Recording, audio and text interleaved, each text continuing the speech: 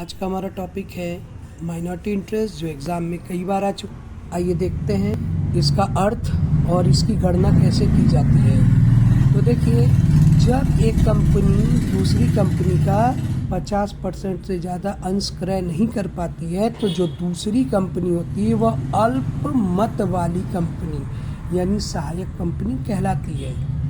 इन अल्पमत वाले अंशधारियों का हित सहायक कंपनी में होता है, उसे माइनॉरिटी इंटरेस्ट कहा जाता है।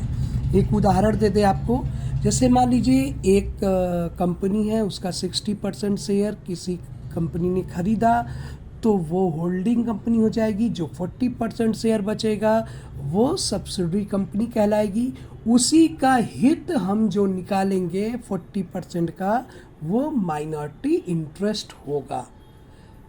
तो ध्यान रहे, 50% से ज़्यादा यानी जो कंपनी अंश खरीद लेती है वो होल्डिंग कंपनी कहलाती है।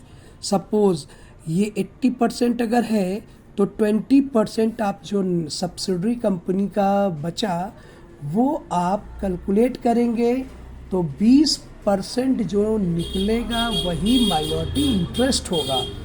तो अगर 70% होल्डिंग कंपनी ने होल्ड किया है तो 30% जो बचेगा वो माइनॉरिटी इंटरेस्ट 30% होगा।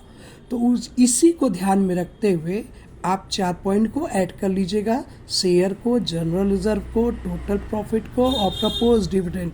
इन सबों का 40%, 30%, 20% जितना भी होगा उसका कैलकुलेशन करके आप उसको ऐड कर दीजिएगा। यदि क्वेश्चन में अगर गुडविल रिटेन ऑफ होगा तो उसको घटा दीजिएगा। 40% भी हो सकता है, 20% भी हो सकता है, 30% भी हो सकता है, यानी 50% से ये कम होगा।